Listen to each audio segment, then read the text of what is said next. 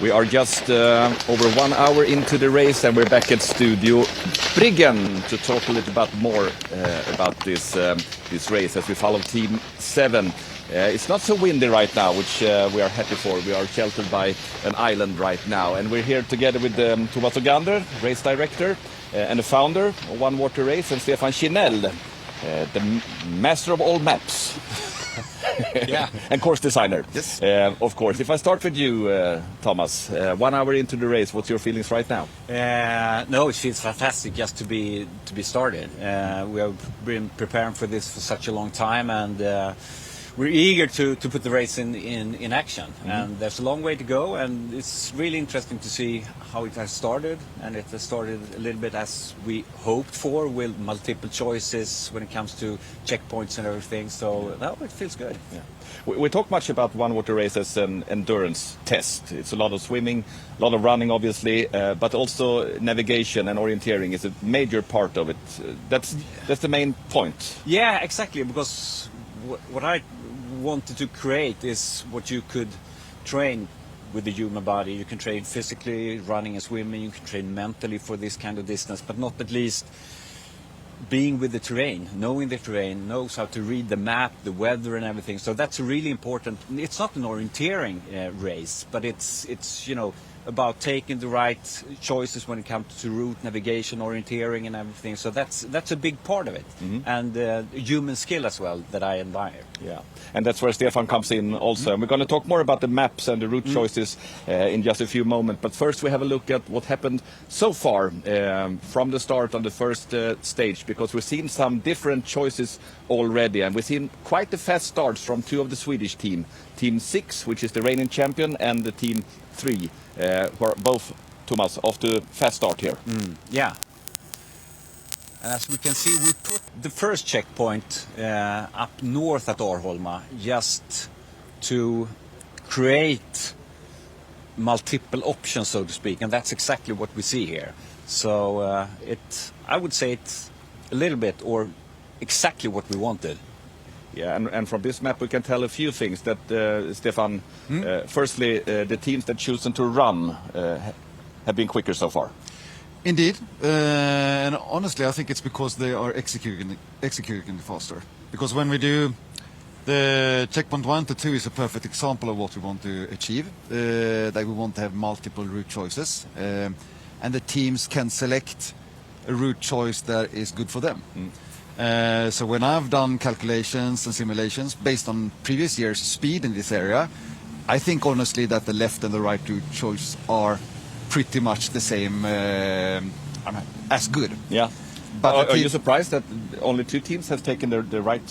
No, I think it's also a bit of a, here when all the teams see each other, it's easy to be influenced what the others are doing. Mm-hmm. So if you see some of the good teams take one route choice and you're a little bit hesitant on what you want to do, there's a tendency that you take a safe choice and rather go with them and have a safe journey than believing yourself and doing something that is opposite of the others. Yeah.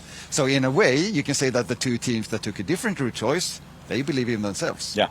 Which is good. Yeah, and it's more swimming, and now we have winds from the north, which make the swimming easier and faster. So I think that route is a quite good choice if you feel strong in swimming, and especially now in the start of the race. That's a good path to take.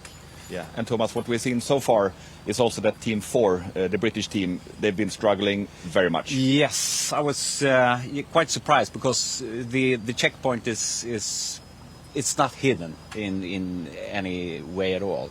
So, but they got wrong from the beginning. Now they finally find the right track, and it's a long race. They will manage, but a bad start. Really, feel sorry for them. Well, looking at some pictures here from the British team who have been struggling. What do you think happens inside the team, talking about self-confidence when a thing like this happens? Yeah. I say we've seen this before, the first year as well. And, the nerves, it's really difficult. And it's a tough start, and mentally, and for the teamwork as well. I think it's a real struggle. They really need to to find the right way, and they leave that behind. They will for sure, but it's a tough start. Yeah. And most teams have one lead navigator. Yeah. And you put a lot of trust into him or her. And if it starts like this, it can put a bit of tension in the team. And the if they're orienteering not, shouldn't be that No. difficult. And I guess it's no surprise, Team 6 are off to a very quick start here. They have the experience. Team 4 is here for the first time. Yeah. They're in big trouble, and Team 6 right now is in the lead. Yeah, well, they always start fast. And if you look at the teams, you have Team 5, which is, I would say, in the shorter distance, the absolute fastest team. So it's been interesting to see their strategy and the pace. Now it's quite early in the race, and we have, if you look at the map, we have a lot of swimming, smaller islands. We will have fast runs at Lidö, and then, not at least, when it comes down to Kapellskär and Gräddö, we will have like a 10-11 Ks of flat running. And I think there we will see, on both Lidö and Kapellskär, we will see much higher pace when it comes to running. And then you also can take action to go further in the leaderboard. Yeah, we can take a closer look at this map, because this is exactly the same map that is handed out to the teams, and then they have close-ups on different maps also. Stefan, tell us, what kind of maps are handed out? This is so this is the first stage, you see, which is from checkpoint from the start to checkpoint 4. We think they will be at the end of the start, first stage at 3, 4, 5 in the afternoon, depends on the speed today. The type of map is based on what we use in the sport of orienteering. So it's a map that is made to be able to navigate in the forest and in these kind of terrains. And we've used the same map for all 4 years, so I've been working with Thomas on doing this for all the 4 years. I don't think I've ever seen any other race that have a orienteering map of this size for a race. So and it's good. I mean, some of the navigators we see have a background as orienteers, and after the races, the earlier years, they've said that they are able to read very detailed things in the terrain. But when we do the map and the course, it's not, as Thomas said, it's not meant to be a orienteering course. No. So I think the teams that win this race, they need to be good at all things. Yeah. You need to be good at, as you said, endurance, teamwork, and navigation.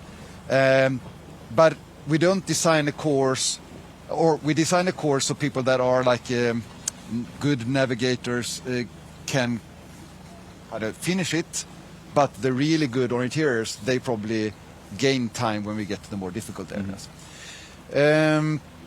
So back to the first part of it. The short first control, as we said, we never done that before. No. So I think most of them were surprised. Normally we took them down much longer.